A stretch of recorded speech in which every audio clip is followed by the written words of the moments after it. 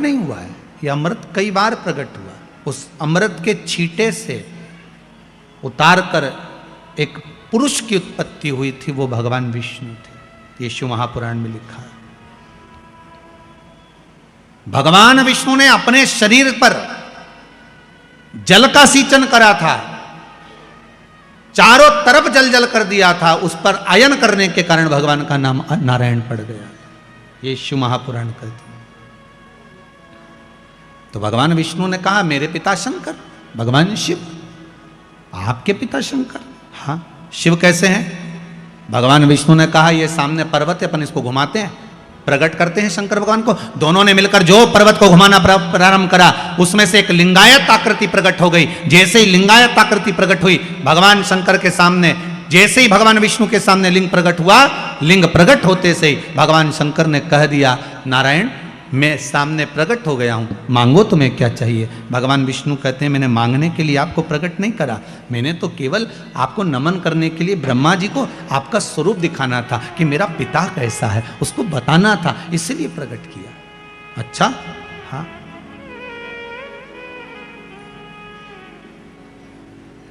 मैंने आपको इसलिए प्रकट किया। भगवान ब्रह्मा जी के मन में भाव उत्पन्न नहीं हुआ। भगवान ब्रह्मदेव ने कहा अगर ये शंकर भगवान का जो शिवलिंग है, भगवान का जो स्वरूप है, इनके चरण कहाँ है, इनका सिर कहाँ है? जिस शिवलिंग पर आप पानी चढ़ाते उसका चरण कहाँ पर है? ढूंढा कभी आपने? जिस शिवलिंग पर आप जल चढ़ाते हो उसका सिर कहां पर है? ढूंढा कभी आपने? इस शिवलिंग का चरण कहां है? इस शिवलिंग का सिर कहां पर है? पता करो जरा। भगवान ब्रह्मा जी ने कहा नारायण मुझे बताओ इनका सिर कहां है, इनका चरण कहां है? भगवान शंकर का स्वरूप कहां है? भगवान कहने लगे, विष्णु जी बोले, नारायण बोले, आप बताओ क्या करना है? भगवान ब्रह्मा जी ने कहा एक काम करो, मैं जाता हूं शिवलिंग के सिर पर, आप जाइए शिवलिंग के चरण पर। पता करना है कि भगवान शंकर के चरण कहां हैं और सिर कहां है। भगवान विष्णु ने मना करा, मैं जानता हूं चरण नहीं मिलेंगे, ना सिर मिलेगा ना चरण मिलेंगे, पर नहीं माने, चले गए, जाते गए, जाते गए, जाते गए। भगवान नारायण पाताल में जाते गए और भगवान ब्रह्मा आकाश में जाते गए। शिवलिंग बढ़ता चले गया, ब्रह्मा जी को शिवलिंग का छोर नहीं मिला। अंत में ब्रह्मा जी हार गए। सामने केतकी का पुष्प मिला, केतकी के फूल को ब्रह्मा जी ने उठा लिया। उठाकर ब्रह्मदेव ने बोला, एक केतकी के फूल पुष्प तुम मेरे साथ नीचे चलो, भगवान विष्णु के सामने जाकर कह देना ब्रह्मा जी को भगवान शंकर का सिर मिल गया। केतकी का फूल बोला, मैं काय को झूठ बोलूं? व्यक्ति झूठ जब बोलता है जब उसका कोई फायदा होता है, और एक झूठ अगर व्यक्ति ने बोल लिया तो उसको फिर झूठ पर झूठ बोलना पड़ता है। जैसे बटन लगाते हैं ना लोग बात, अब हमारे पास तो बटन वाली शर्ट भी नहीं तो बता देते, हमारे पास तो बद्दी वाली है। बटन जो लगाते हैं ना, एक बटन अगर गड़बड़ लग गई है तो पूरी शर्ट की डिजाइन बिगड़ गई है। एक झूठ अगर गड़बड़ बोल दिया है तो तुम्हारी जिंदगी की भी डिजाइन गड़बड़ हो गई है, ध्यान रख लेना। इसलिए बटन सही लगे, एक बटन गड़बड़ है तो दूसरी भी गड़बड़ लगेगी, दूसरी गड़बड़ है तो तीसरी भी गड़बड़ लगेगी, तीसरी है तो चौथी भी गड़बड़ लगेगी। इसलिए सही बटन लगाओ, झूठ पर मत जाओ। राम नाम जम के तो बोलो, राम नाम सत्य है, सत्य को जीवन में उतारने का प्रयास करिए। सबसे ज्यादा प्रिय शंकर जी को सत्य ही है, बोलो सत्य। पर आज के जमाने में सत्य बोल दो तो लोगों को बुरा लग जाए। गुरु जी सत्य बोल दो, सत्य है। केतकी के फूल ने कहा मेरा भला क्या होगा अगर मैं झूठ बोलूंगा तो? भगवान ब्रह्मा जी ने कहा सारे देवताओं पर तुझे चढ़वाऊंगा, सुगंधित बनाकर रखूंगा, चल। केतकी मान गई। आगे चले तो सामने से गौ माता निकल कर जा रही थी। गाय को देखा, ब्रह्मा जी ने कहा गौ माता रुको तो, इधर आओ। गौ माता आई। ब्रह्मा क्या बात है? गौ माता जी ने कहा, ब्रह्मा जी बोले तुम हमारे साथ चलकर नीचे एक बार भगवान विष्णु के सामने कह दो कि ब्रह्मा जी को सिर मिल गया, शिवलिंग का सिर मिल गया ब्रह्मा जी को, आप चलकर कह दो। गौ माता ने कहा मेरा फायदा क्या है? ब्रह्मा जी बोले घर में सबसे पहली रोटी बनेगी तो तुम्हारे को दी जाएगी।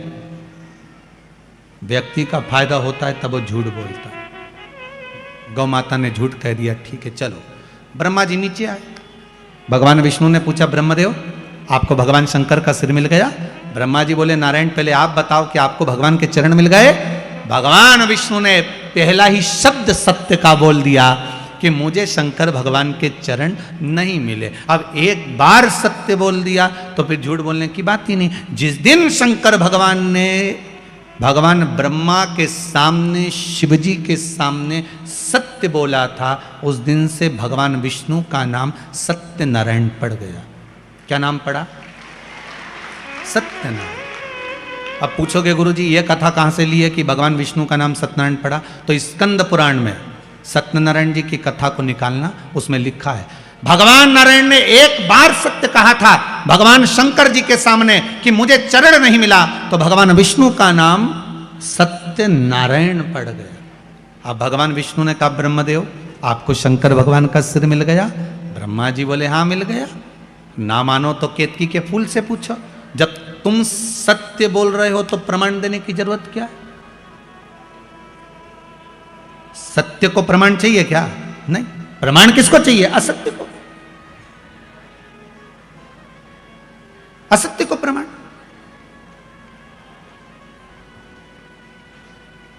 सती माता ने झूठ बोल दिया था, एक झूठ माता सती ने शिव जी के सामने कर दिया था, मैंने कोई परीक्षा नहीं ली। शंकर जी जान गए ये परिवार तोड़ देगी। परिवार कब टूटता है? अच्छे अच्छे संबंध कब खत्म हो जाते हैं? व्यक्ति के सारे अच्छी मित्रता संबंध प्रेम कब खत्म हो जाता है? जब व्यक्ति झूठ बोल जाता है, असत्य बोल जाता। केवल एक झूठ के चक्कर में माता सती ने अपना पूरा परिवार नष्ट कर लिया, शिव के करीब नहीं जा पाई। एक झूठ ने सती माता को शिव से दूर कर दिया, असत्य बोल दी। अब आज माता भगवान ब्रह्मा जी ने कहा मेरे को भगवान विष्णु का भगवान शंकर का सिर मिला है। शिवलिंग में से आकाशवाणी हो गई, ये ब्रह्मा झूठ बोल रहा है, झूठ बोल रहा है। ब्रह्मा जी बोले आकाशवाणी झूठी है, ना मानो तो केतकी के फूल से पूछ लो। भगवान विष्णु ने केतकी के फूल को हाथ में लिया और पूछा बोल केतकी क्या ब्रह्मा जी को सिर मिल गया शंकर भगवान का? केतकी का फूल बोला हाँ ब्रह्मा जी को भगवान शंकर का सिर मिल गया। भगवान शिव जी की आकाशवाणी हो गई केतकी के पुष्प। तू झूठ बोल रहा है?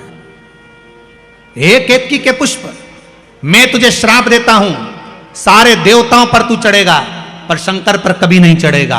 अगर एक केतकी का पुष्प शंकर पर चढ़ गया तो 1000 गौ हत्या के बराबर दोष लग जाता है महाराज। इसलिए केतकी का फूल सारे देवताओं पर चढ़ता है पर शंकर पर भूल से नहीं चढ़ता, कभी भी केतकी का पुष्प नहीं चढ़ेगा। मैं तुझे श्राप देता हूं कि तू मुझ पर कभी नहीं चढ़ सकता। 1000 गौ हत्या के बराबर दोष है केतकी का फूल अगर शिव पर चढ़ जाए। ब्रह्मा जी बोले आकाशवाणी झूठी है, ना मानो तो आप गौ माता से पूछ लो। बोलो गौ माता क्या भगवान ब्रह्मा को भगवान शंकर का सिर मिल गया? बोलो आप। गौ माता बोली हाँ सिर मिल गया ब्रह्मा जी को भगवान शंकर का। फिर आकाशवाणी हो गई है गौ माता झूठ बोल रही है। भगवान शंकर ने कहा गौ माता तू जगत की मां होकर झूठ बोलती है, मैं तुझे श्राप देता हूं गौ माता, तेरा पूरा शरीर पूजा जाएगा पर तेरा मुख आप पूज्य माना जाएगा। तू झूठ बोली है, तेरा ये मुख अपूज्य होगा। गाय का पूरा शरीर पूज्य है पर गाय का मुख अपूज्य है। हिंदू धर्म में कन्यादान, वस्त्रदान, अन्नदान, स्वर्णदान, भूमि दान, मुद्रा दान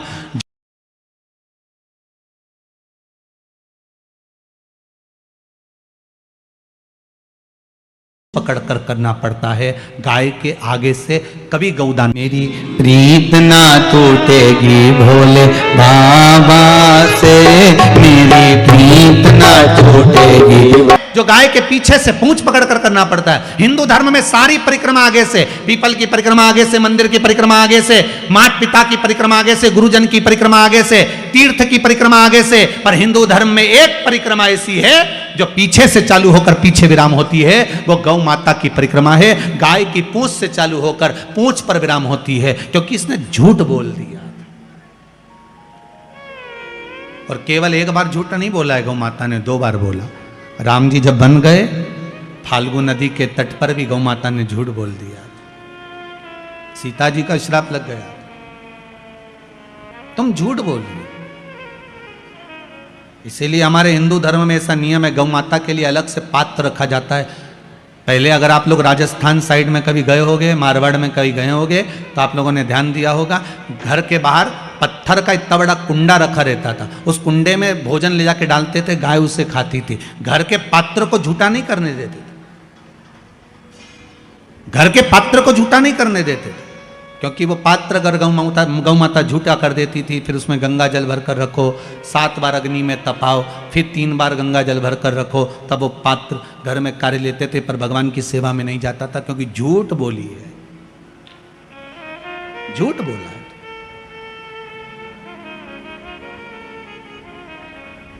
और देखिए, वही गौ माता जिसने झूठ बोला, वही गौ माता शंकर से बाद में निवेदन करती है कि दुनिया के लोग मुझे पूछेंगे नहीं, आप कृपा कर दो। शंकर भगवान ने कहा, तू क्यों चिंता करती है गौ माता, भले तू झूठ बोल ली, पर मैं शिव हूं, मेरे को लोग ओघड़ी कहते हैं, चिंता मत कर, मेरा एक जन्म तेरे गर्भ से होगा। गौ माता, तेरे गर्भ से जन्म लूंगा, तू क्यों चिंता करती है। और आप सबने कथा सुनी होगी, गौ माता जब अपने पुत्र मनोरथ को दूध पिला रही थी, गाय जब अपने बेटे मनोरथ को दूध पिला रही थी, तो कामधेनु गाय जब दूध पिला रही अपने पुत्र मनोरथ को, तो वो दूध का फेन उड़ गया था, उड़कर वो शंकर भगवान के ऊपर चले गया था। शिव जी के ऊपर जैसे ही गाय के दूध का फेन गया, झूठा फेन चले गया, जाते से ही शंकर भगवान उठकर खड़े हो गए। गौ माता को लगा कि भोलेनाथ मेरे पुत्र को मार देंगे। शंकर जी ने इशारा करा, गौ माता ने मुख को खोला और तेज श्वास ली। श्वास लेते से ही शंकर भगवान को गाय निगल गई। शिव जी गौ माता के पेट में जाकर बैठ गए। 7 रात्रि तक भगवान शंकर गौ माता के पेट में बैठे रहे। अब जरा ध्यान दीजिएगा, जिस गौ माता के पेट में शिव बैठे हैं, उस गौ माता के पेट में आप लोग जो भोजन पॉलीथीन में डालकर बाहर पटक देते हो, गाय वो खा जाती है, और वो पॉलीथीन गाय के पेट में जाती है, वो कैंसर बना देती है। जरा विचार करिए, गौ माता को कितना कष्ट होता होगा, कितना। तो 7 रात्रि तक भोलेनाथ माता गौ माता के उदर में बैठे रहे, पेट में बैठे रहे। जब गाय के पेट में मेरा भोलेनाथ बैठा रहा, हाहाकार मच गया, शिव कहां गए ढूंढने के लिए प्रयास करा गया। अथक प्रयास माता पार्वती जी ने करा, तब मालूम पड़ा कि गौ माता निगल गई शिव जी को। तब गौ माता से प्रार्थना करी गई, और गाय से प्रार्थना कर कर गौ माता के उदर से भगवान शंकर को प्रकट करा गया। गौ माता ने कहा, मेरा पुत्र नंदी बनकर आप प्रकट हो, और शिव जी नंदी ध्वज बनकर प्रकट होते हैं, स्वयं नंदीश्वर बनकर। कोई साधारण है? गौ माता पूज्य बना दिया वापिस मेरे शिव, वापिस पूज्य बना दिया। शंकर है ही ऐसा, मेरा ओगरदानी, मेरा शिव है ही ऐसा।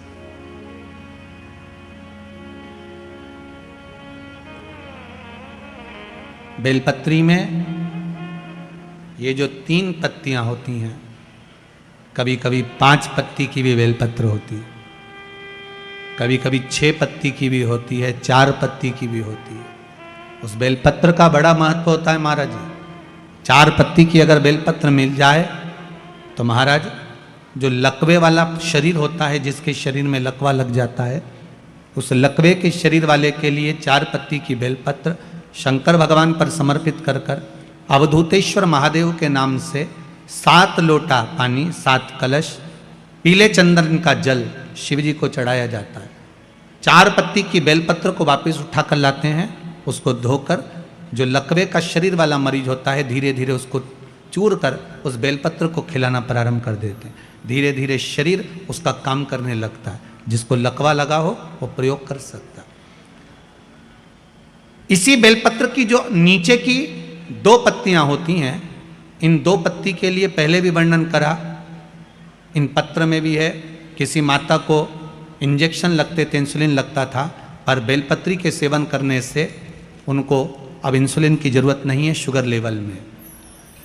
बेलपत्री की जो पत्ती होती है नीचे की दोनों पत्तियां, इस पर केसर से आप चंदन का तिलक, केसर का तिलक लगा लें। और भगवान शंकर का जो शिव जी के 13 बच्चे हैं, शंकर जी के कितने बच्चे हैं? 13। उन 13 बच्चों में शंकर जी की 5 लड़कियों का नाम ले। जया, जम के बोलिए, जया, विषहरा, श्यामली बारी, दौतली और देव। ये शंकर जी की 5 लड़कियां। इन 5 लड़कियों का नाम लेकर एक एक बेलपत्र को शिव जी पर समर्पित करना प्रारंभ कर दें। 5 या 7 बेलपत्र ले लें, उसको समर्पित कर दें, उसको लेकर आए। जब बेलपत्र शुगर वाला व्यक्ति या बीपी वाला व्यक्ति या थायराइड वाला व्यक्ति खाए तो एक एक बेलपत्र सबसे पहले नीचे की पत्ती को तोड़ ले, जो नीचे की 2 पत्तियां, इसको तोड़कर खाना प्रारंभ करे। फिर आखिरी में ऊपर की पत्ती को खाए। 3 दिन लगातार कर कर देखिए, शुगर लेवल में आ जाएगी। अभी तो कथा चल रही है, आज तो दूसरा ही दिन हुआ है, खाकर तो देखो। 4 दिन तो हम भी यहीं हैं, तो शुगर लेवल में आपको मिलेगी। शिव का स्मरण करिए। पर शंकर भगवान की 5 लड़कियों के नाम मत भूलना। पहली, जम के बोलो जरा, जया। दूसरी, विषहरा। तीसरी, श्यामली बारी। चौथी, दौतली। और 5वीं, देव। ये शंकर भगवान की 5 लड़कियां हैं जो औषधि का काम करती हैं। शिव जी की ये 5 लड़कियां औषधि प्रदान करती, साधारण नहीं है। मेरा शिव औषधि, भोलेनाथ से ओघड़ दानी, त्रिकालदर्शी, कैलाशी, अविनाशी शिव।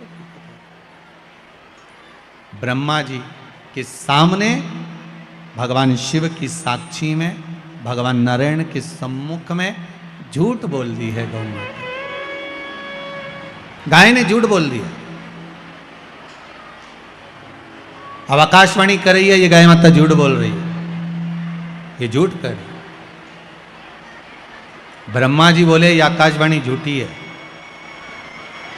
ये आकाशवाणी जो हुई है ये झूठी है। क्रोध आ गया।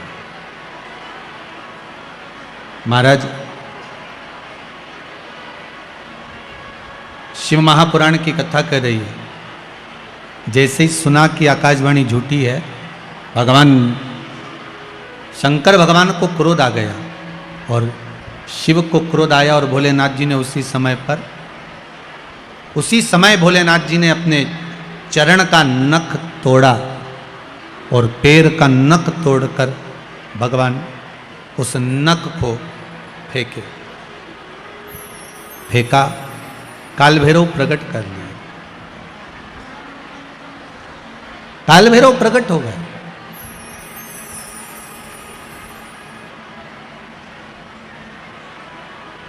जब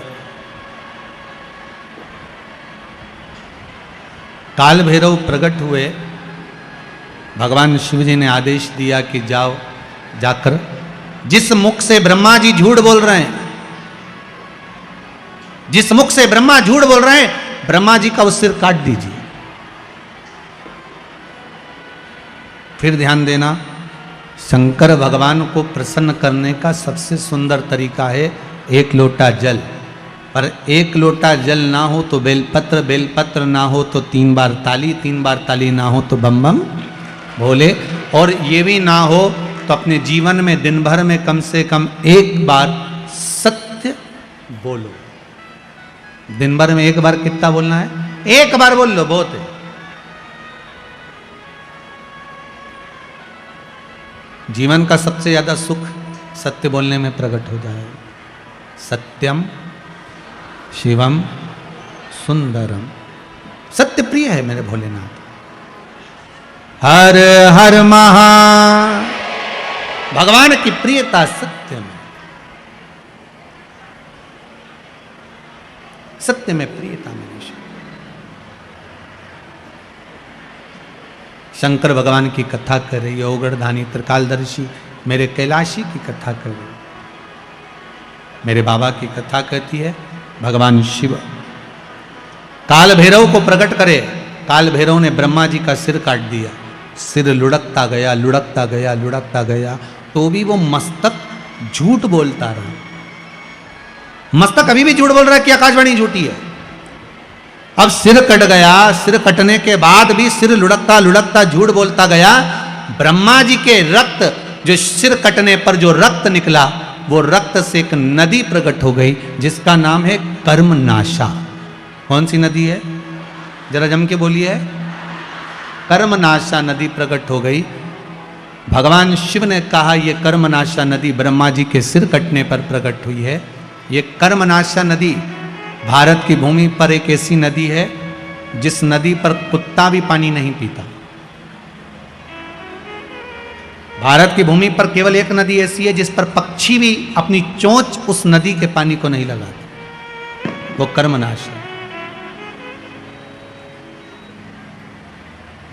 इलाहाबाद से काशी के बीच में बहने वाली ये नदी वैसे तो 14 किलोमीटर की है, पर आजकल अगर लोग नेट पर सर्च करते हैं तो वो 20 किलोमीटर की दिखती है। अब हो सकता है उसका विस्तार हुआ हो, पर शिव महापुराण में, लिंग पुराण में वो 14 किलोमीटर है।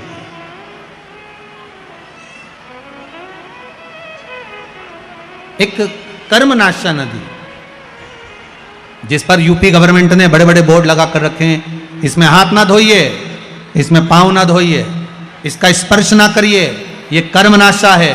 7 पीढ़ी में किसी ने उद्यापन करा हो, दान करा हो, कन्यादान, वस्त्र दान, मुद्रा दान, स्वर्ण दान, अन्न दान, उपास, व्रत, कुछ भी करा होता है, 7 पीढ़ी में अगर किसी ने करा हुआ है और उस पीढ़ी का व्यक्ति अगर कर्मनाशा नदी को छू लेता है, उसका पानी का स्पर्श हो जाता है, तो 7 पीढ़ी में करा गया सारा कर्म नष्ट हो जाता है। वो कर्मनाशा नदी आज भी बहती है, जो ब्रह्मा जी के रक्त से बनी। विद्वान लोग आज भी उस नदी के पास नहीं जाते, उस नदी के करीब में नहीं पहुंचते।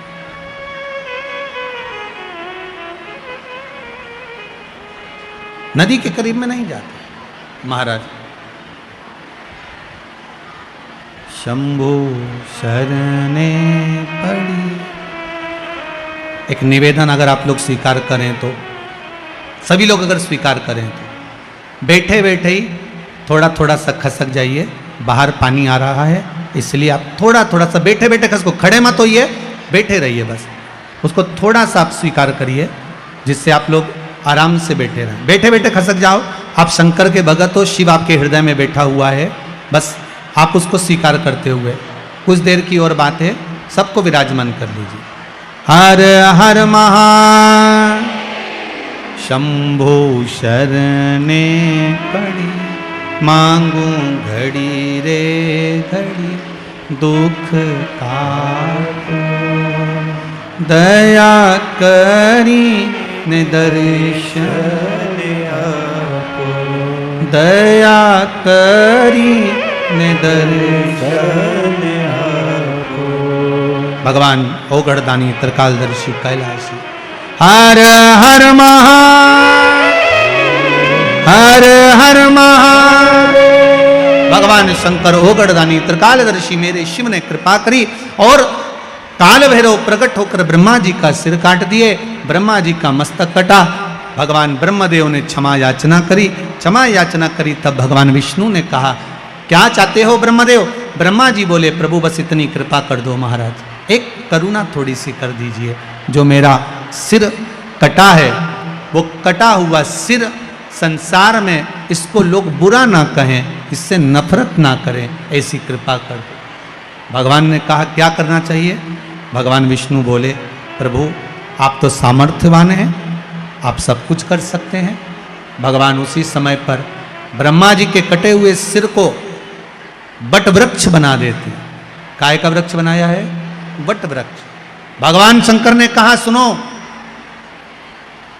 ब्रह्मा जी, ए ब्रह्मदेव, तुम्हारा जो सिर कटा है ये वट वृक्ष के नाम से पूजा जाएगा। इस बड़ के पेड़ के नीचे लोग पिंडदान करेंगे, तर्पण करेंगे, भजन करेंगे, स्मरण करेंगे और मेरी भक्ति को धारण करेंगे। शिवजी स्वयं उस बट के पेड़ के नीचे विराजमान हुए। शंकर जी का एक नाम हो गया बटकेश्वर महादेव। क्या नाम पड़ा है? बटकेश्वर महादेव। महाराज जिसका कर्जा ज्यादा बढ़ जाता है आवक रुक जाती है, कोई कर्जा ज़्यादा हो गया, पैसे नहीं आ रहे, अदालत में कोई केस चल रहा है, निपट नहीं रहा, तो उसके लिए बटकेश्वर महादेव का पूजन किया जाता है। लिंग पुराण में लिखा है कि बटकेश्वर पूजन जो होता है वो भगवान बड़ के पेड़ के नीचे शिवलिंग का निर्माण कर कर, या बड़ के पेड़ के नीचे कोई शंकर भगवान का शिवलिंग हो, वहाँ पर इस पूजन को किया जाता है। जिस व्यक्ति पर कर्जा ज़्यादा हो जाए, या अदालत में या कहीं कोर्ट केस हुआ हो, या तकलीफ आ रही हो, तो बटकेश्वर महादेव का पूजन मान्य है। छोटे से शिवलिंग का निर्माण बट वृक्ष के नीचे करना। और पहले भी आप लोगों को कहा है, ज्यादा बड़ी मूर्ति घर के अंदर ना हो, प्रयास करिएगा अंगुष्ठ आकृति के बराबर की मूर्ति हमारे घर के अंतर्गत हो। और अगर बड़ी मूर्ति भी आपके घर में है तो इसका मतलब ये नहीं कि आप उसको निकाल दें, उसको भी पूजन में रखो, वो अपनी पुरातन है, उसका भी स्मरण करिए। पर प्रयास करो कि बाजार से कोई नए देवता की मूर्ति ज़्यादा एकत्रित नहीं करना। आज के ज़माने में बड़ी बड़ी परेशानी है, जिस तीर्थ में जाते हो वहाँ से मूर्ति लेकर आ जाते हो। बद्रीनाथ जी घूमने गए तो बद्रीनाथ जी को लिया, द्वारका जी गए तो बोलते जाओ जरा द्वारका जी को लिया, जगन्नाथ जी गए जगन्नाथ जी को लिया। इतने सारे देवता घर में रखे हैं, अब भगवान की पूजन हो रही नहीं हो रही, थोड़ी बहुत पूजन हुई, थोड़ी बहुत नहीं हुई। अब छोटी जगह में, अब जैसे आप लोग अगर पास पास में आप लोगों को बिठा दिया जाए तो परेशानी होती कि नहीं होती? जम के तो बोलो जरा, होती है ना। अब तुम्हारा इतना बड़ा तो मंदिर घर के अंदर, कितना बड़ा मंदिर, छोटा सा तुम्हारे घर में मंदिर, इतने बड़े मंदिर में वहीं शंकर जी बैठे, वहीं राम जी बैठे, वहीं कन्हैया जी बैठे, वहीं लड्डू गोपाल, वहीं पर लक्ष्मी जी, वहीं पर दो गणेश जी, वहीं पर सारे देवी देवता। बद्रीनाथ गई तो उनको भी लाया, जगन्नाथ गई उनको भी लाई, रामेश्वर गई उनको भी लाई, सारे देवता वहीं इकट्ठे। और सुबह से उठ कर गई, इतनी सी शक्कर ले गई।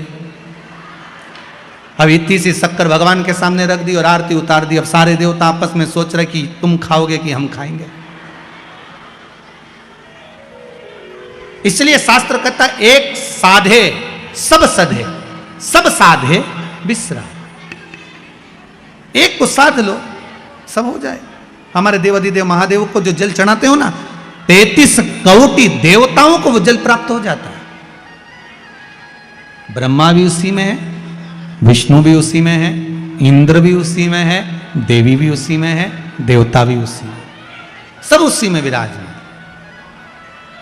कहीं हमें भटकना नहीं है उसको ढूंढने के लिए, सब उसी के भीतर विराजमान। एक बेलपत्री का पत्ता, मात्र एक बेलपत्री का पत्ता, जिसके भीतर ब्रह्मा भी है, विष्णु भी हैं, शिव भी हैं। और इस बेलपत्री के बीच वाली पत्ती से लेकर जहां 2 पत्तियां रहती हैं, उस पत्ती के बीच में जो गैप होता है डंडी का, इसमें 64 योगनियां भी हैं। 64 योगनियां देवियां भी इसके अंतर्गत विराजमान है। और उस डंडी के नीचे जहां 2 पत्ती है, इस 2 पत्ती के नीचे की जो लंबी डंडी रह जाती है, इसमें 33 कोटि देवताओं का भाग है। उस डंडी के नीचे जो छोटा सा एक मोटा सा भाग रह जाता है, कई बार आप लोगों ने बेलपत्री को तोड़ा होगा तो नीचे एक मोटा सा भाग रह जाता है, महाराज उसके अंतर्गत सारे तीर्थों का भाव जागृत रहता है। उस बेलपत्री को केवल साधारण ना समझे, शिव को अगर समर्पित कर रहे हैं तो वो संपूर्ण उसी के अंतर्गत है, संपूर्ण।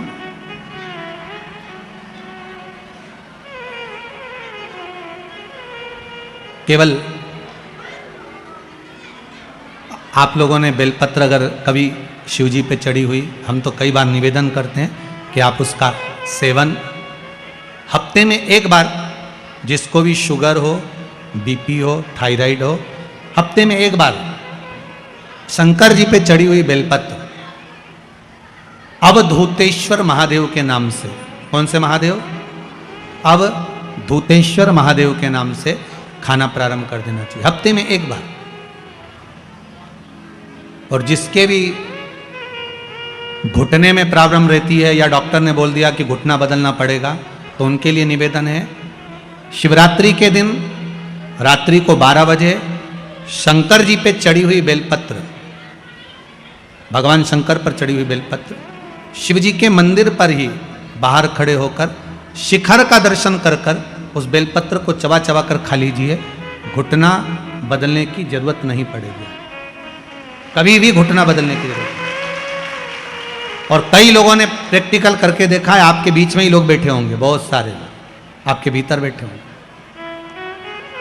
कई लोग बैठे होंगे जिन्होंने उस प्रैक्टिकल को करा होगा, जिन्होंने किया होगा, और कई लोगों को उसका लाभ प्राप्त हुआ होगा, कई लोगों।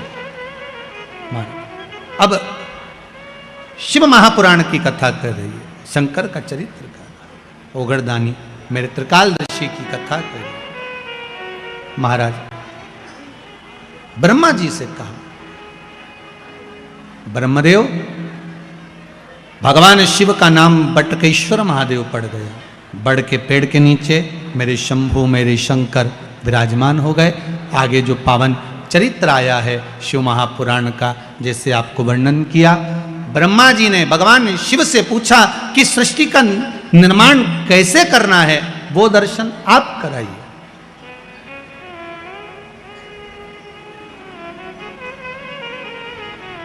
इस सृष्टि खंड को बढ़ाना कैसे है, उसका वर्णन आप करें। महाराज शिव कथा कहती है, ब्रह्मा जी के लिए भगवान स्वयं वर्णन कर कर जाते हैं कि आप एक काम करिएगा, आधा पुरुष आधे स्त्री का निर्माण करिएगा। पुरुष और स्त्री का निर्माण करना था, ब्रह्मा जी को भान नहीं हो पाया, उन्होंने पुरुष और स्त्री को मिलाकर निर्माण कर दिया, जिससे किन्नर उत्पन्न हो गए। अब किन्नर उत्पन्न हुए तो भगवान विष्णु और भगवान शंकर दोनों आ रहे थे, मेरे शिव आ रहे थे। भगवान विष्णु ने देखा कि चारों तरफ किन्नर ही किन्नर हैं, जहां देखो किन्नर नृत्य कर रहे हैं, ताली बजा रहे हैं, स्मरण कर रहे हैं। इतने में तो भगवान विष्णु को हंसी आ गई, बड़ी जम के भगवान नारायण हंस दिए, बहुत ठाका लगाकर। जैसे ही भगवान विष्णु हंसे तो भगवान शंकर ने पूछा, क्या हुआ नारायण, आप हंस क्यों रहे हो? भगवान विष्णु ने कहा, प्रभु आपने ब्रह्मा जी से कहा था कि सृष्टि का निर्माण करो, पर ब्रह्मा जी ने कैसी सृष्टि बनाई, चारों तरफ किन्नरों को उत्पन्न कर दिया।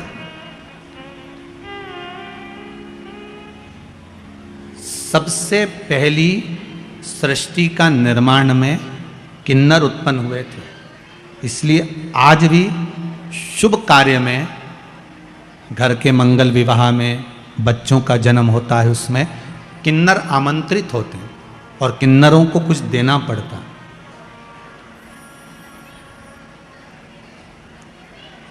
ये भगवान ब्रह्मा की बनाई हुई सृष्टि में से प्रथम सृष्टि में किन्नर थे। भगवान विष्णु हंस दिए, शंकर भगवान को थोड़ा सा क्रोध आ गया कि ब्रह्मा जी ने निर्माण करा और तुम हंस रहे। शिव महापुराण की कथा कहती है, कभी अंधे को देखकर मत हंसो, कभी लूले को, विकलांग को, चरण नहीं, हाथ नहीं, बहरा है कोई, वाणी से विहीन है कोई, उसको देखकर कभी नहीं हंसना। शिव महापुराण की कथा कहती है, एक जन्म हमको लेना पड़ता उसी के जैसा जिस पर हंसे हैं हम। और भगवान विष्णु को भी लेना पड़ा किन्नर का अवतार, भगवान नारायण को भी किन्नर बनना पड़ा, केवल हंस दिए थे थोड़ा सा। और भगवान विष्णु जो ठाका लगाकर हंसे, शंकर भगवान ने कह दिया, नारायण आप ब्रह्मा की बनाई हुई सृष्टि पर किन्नरों पर हंसे हो, आपको पृथ्वी पर जाकर किन्नर बनना पड़ेगा, आपको भी किन्नर बनना पड़ेगा। भगवान विष्णु की आंख में से जल बह गया, नारायण रो दिए, शिव आप मुझसे कह रहे हो कि मुझे किन्नर बनना पड़ेगा? हाँ, क्योंकि आप ब्रह्मा की बनाई हुई सृष्टि पर हंसे हो। और आया समय, जिस समय पर पांडव और कौरवों का युद्ध प्रारंभ होना था, कुरुक्षेत्र की भूमि पर जब युद्ध करने के लिए कौरव और पांडव पहुंचे, तो कुरुक्षेत्र की भूमि पर चंडी प्रकट हो गई। कुरुक्षेत्र की भूमि पर चंडी प्रकट हुई और चंडी ने कहा, सुनो कौरव और पांडव, ये भूमि मेरी है, भूमि पर युद्ध करने से पहले कौरवों को अपने परिवार में से किसी एक की बलि देना पड़ेगी और पांडवों में से परिवार में से किसी एक की बलि देना पड़ेगी, तब तो तुम इस कुरुक्षेत्र की भूमि पर युद्ध लड़ सकते हो। अब कौरव तो खुश हो गए, क्योंकि हम 100 भाई, एक आध अगर बलि में मर भी गया तो 99 तो बचेंगे, पर दुख तो पांडवों को था, 5 में से 1 मर गया तो फिर युद्ध कैसे होगा। भगवान कृष्ण को चिंता व्यापने लगी, टेंशन पड़ गया मेरे ठाकुर को, चिंता व्याप गई, करना क्या है।